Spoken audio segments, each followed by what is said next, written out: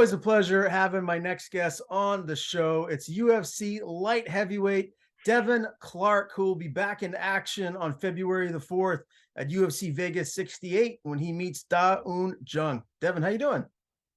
I'm doing good. Just been training hard.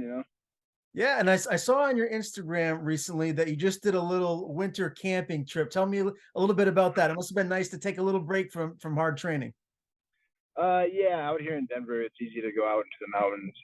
We only went like an hour away, and we were planning on camping a full night and getting up at like 4 in the morning, getting back to town for 8:30 a.m. practice. And then we decided against that, so we did this nice like mile-and-a-half hike with heavy packs. So it was like, the whole idea behind it is good conditioning as well. You get out in altitude, you're working, not necessarily doing sprints or nothing like that, but it does open up the lungs and help with the cardio. So we had a good hike up there. Then we spent 3 or 4 hours just kind of camping, a little fire, made some food, then hiked back. So yeah, it was really good, and it's always nice to outside of the actual skill work, just still get some good work in, good mental work, and also some cardio. Who all did you go with? My roommate John Kudeman, and then another teammate of ours, Logan. Just three of us, and it was good. Yeah, that's got to be a good, teammate bonding experience too, to just kind of get away and experience something together with your teammates outside of just the regular grind in the gym. Oh, absolutely, yeah. Like I said, it's always good to get out in the mountains, and you're taking in all the views and the air and everything about it's just positive and good.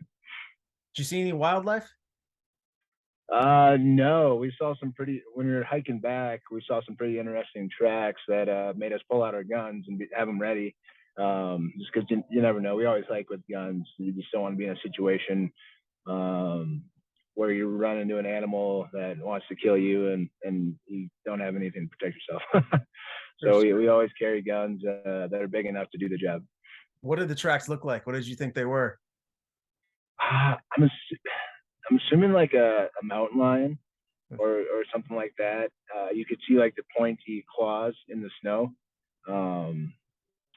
But it could have been anything. I don't know. They were big enough to where I'm like, I pulled my gun out right away, like, because they're fresh tracks too. They probably crossed, less than an hour before we got there. So I ran into a bull moose once in the woods. I was about 50 yards from him. Thankfully, he went the other direction, but my heart was going about a million miles an oh hour. yeah. Yeah, I can't imagine what that would be like to run into a mountain lion. Did you have good holidays, man? Like, was it nice to maybe be around the family and just kind of spend some quality time? What was that like? What'd you do? Yeah, it was great. I actually took 6 days and went back home to South Dakota because I'm training in Denver, Colorado, and I live in Sioux Falls, South Dakota, and my wife and daughter are there. So it was nice to kind of go back home and just focus on them, um, and take that nice little mental and physical break from camp. Still did a few workouts, and it was super cold, so I took advantage of going for a nice ruck in the cold, doing a little bit of mental work, but also just taking it easy and focusing on my family. So then when I got back in camp, I could focus 100% on training. When you do go to camp in Colorado, how long are you away from your family for? Too long. It's a good 2 or 3 months. Usually I do about 6 weeks, but I decided to do a little bit longer. Um, Spread out the camp a little bit more this time. So I started before Thanksgiving, or like I think kind of right after Halloween sometime, and then went back home for Thanksgiving for about 4 or 5 days, and then back for Christmas. So I've been away for a little while, and it sucks, but we'll reap the benefits when it comes fight night, and everything clicks, and because I can't have another situation like what happened last fight, so I had to dial it in a little bit and spend a little more time on my craft. Well, let's talk about that last fight. That was obviously in August to Azamat Mirzakhanov. It's a round 3 loss. What are the big takeaways from that one? Uh, yeah, they say you learn a lot from a loss, and I definitely did. It was a super tough fight. He's a super tough guy, and I think I let him get in my head a little bit too much. I was trying, yeah, when it came to connecting my mental and my physical, it just didn't happen. And I ran into a few injuries, broke my pinky toe right before the fight, about 20 minutes before the fight, warming up, broke my pinky toe. And I let that get in my head a little bit too much. And then I also broke my hand, or my left hand, my jab hand in the first round. I also let that get in my head too much. And just like from there, I just kind of thought I could cruise control it and win the fight. And definitely can't do that in that situation against a caliber of fighter like that. So it's nice. It was a necessary loss, a necessary experience, the way I lost, because now I can go back and I'm in camp now, and we're working on some of these little things that I was also missing in other fights too. I just didn't quite need them as much. So I'm training with a different intent now, which I feel like a totally different fighter and different man in certain senses. Some certain fears that were there aren't there now.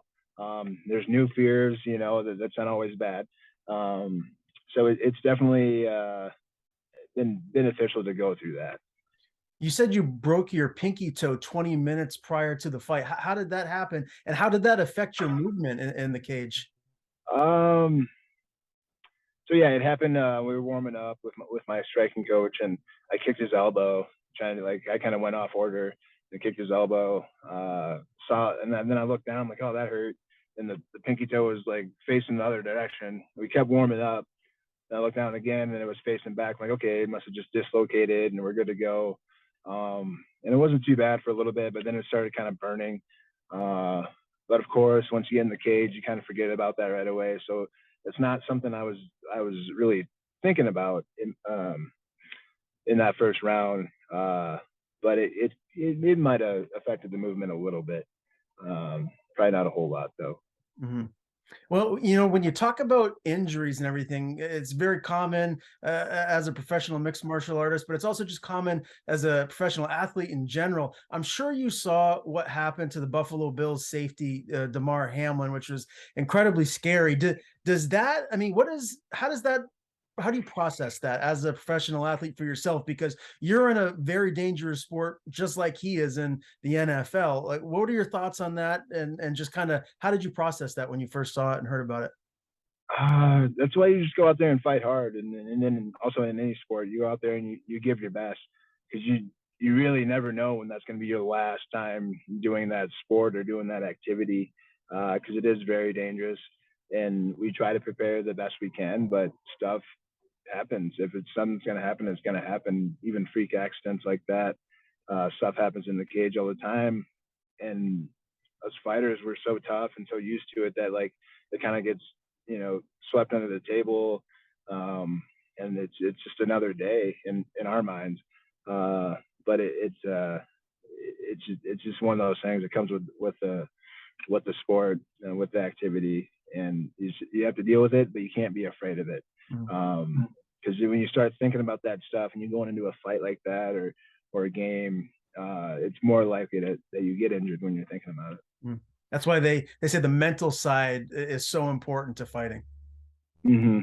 Yeah, I mean, I use a mental coach. His name's Caleb Rogers out of Kansas City, and I've been working with him for I think probably 4 years now. And before that, I didn't really realize there were certain steps to preparing for a fight mentally, because I used to be young, undefeated, and had no problems. My wrestling got me through. But the more you get up there, especially in the UFC, fighting higher caliber fighters, the more stuff you're going to run into, and then you start stacking up losses and this and that. It's really a mind game, especially with those losses, and also with those wins, because you have this false sense of comfort.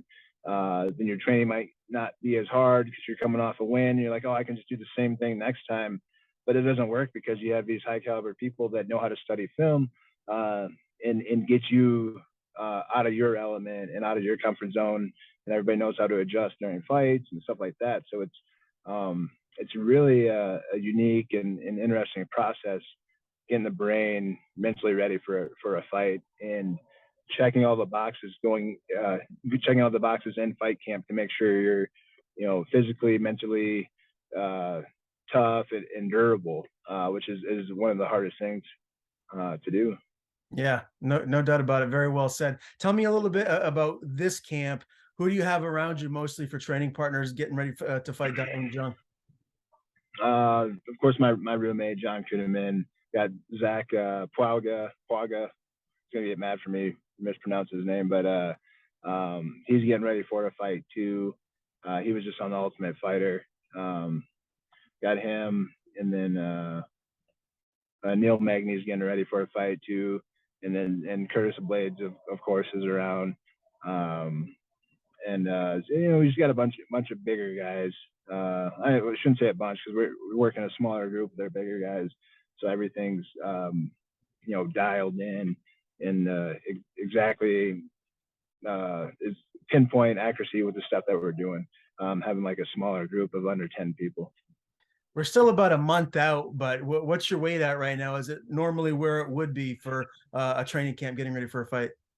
No, not at all. Not at all. It's I'm definitely doing good. I'm about 225 right now, which is usually at this point I'm still 235 or above 230, 235, something like that. But that's another thing. After that last fight, I'm like, okay, what can I change that could put me ahead of the curve a little bit? And that's having a smaller weight cut, not cutting as much weight. I'll be fresher going in to fight day with not having such a big drop and then gaining it all back. So I know that's going to be a huge thing. I've done it before where I come in a little lighter, and it's always good. The less weight you have to cut, the less dehydrated you are, the better you can think, better you can move, and everything else like that. The more hits you can take, of course. Yeah, I love it. That's fantastic. Can't wait to see you back in there on the 4th of February. With the new year just starting too, Devin, I wanted to ask you, what are your goals for 2023? Is there anything specific that you really want to accomplish for yourself, both professionally and or personally? Just win. I want to win. I want this to be the year where I win. I want to go undefeated this year, and keep that up. And before that, or a step ahead of that, is being mentally confident enough to say that I want to win all year. Because at this level, it gets hard to have that confidence, be like I can beat anybody that they put in front of me.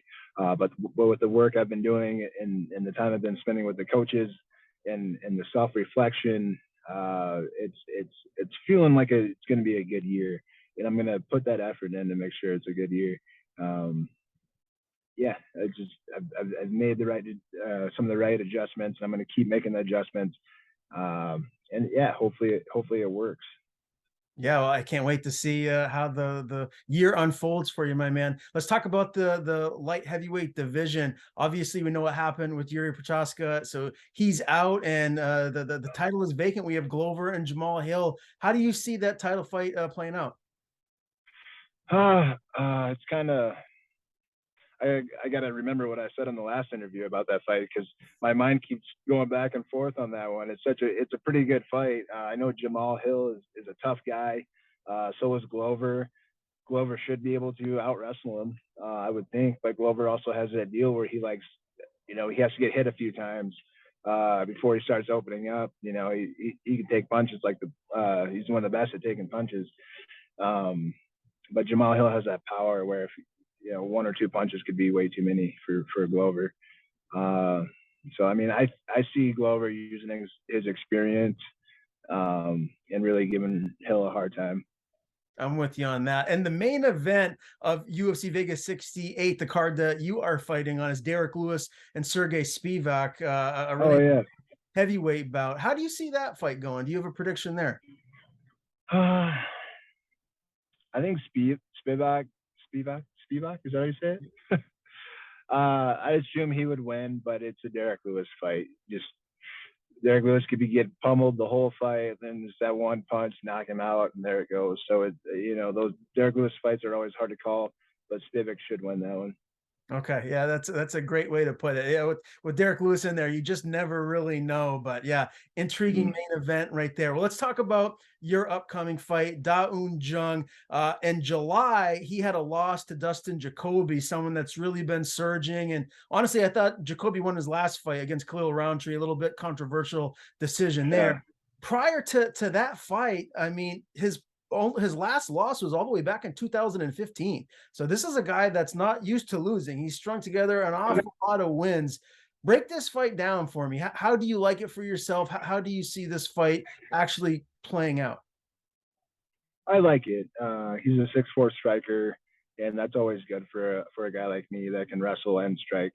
Um, we're really game planning for this guy and using my natural abilities against him. And I like how he's built. He's tall. He's a little bit slender. He's got them baby hips.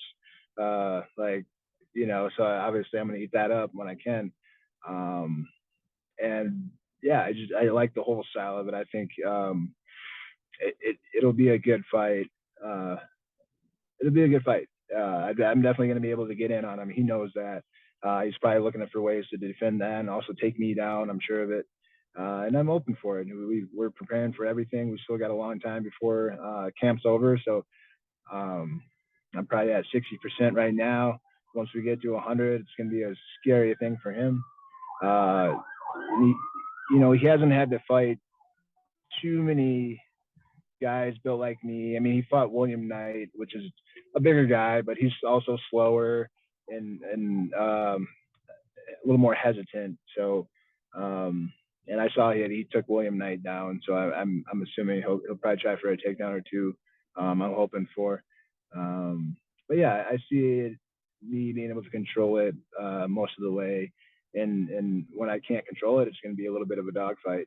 And I feel I come out on top in the dogfight fight against him. You've already been in the octagon with a lot of dangerous fighters. How would you put Da Un Jung in comparison to some of the other guys you've already competed against? Is this one of your more dangerous fights, or do you feel like stylistically this might No, be an easier fight for you? it should be an easier fight for me, per se. But none of them are easy, but it should be one of the easier ones style wise. I like fighting the tall guys. I've been pretty successful with the taller guys. I think I lost to Ryan Spann and Anthony Smith. Well, Anthony Smith and Rakic, but I in those matchups I had some good looks, especially with the striking. Um, so I'm pretty confident going into that, especially with the striking aspect of it. Official prediction. How does it end? Let me think here. Ground and pound, second round. All I'm right, gonna man. beat the shit out of him with a ground and pound for sure. Get him down, get him to the cage. Make him want to strike, but also we're gonna have control on him. Super control, like he's probably hasn't felt before. I got some stuff for him, so it's gonna be exciting. Yeah, I'm gonna control him, then I'll ground and pound him for sure. Can't wait to see you back in there, man. Always a pleasure talking to you, Devin. Again, Thank you. February 4th, UFC Vegas 68. Devin Clark will be back in action. Before we do sign off, I want to give you the floor. As always, tell people where they can follow you on social media. And if you have anyone to thank, the floor is yours. Yeah, at Brown Bear UFC on Instagram, Brown Bear C on Twitter.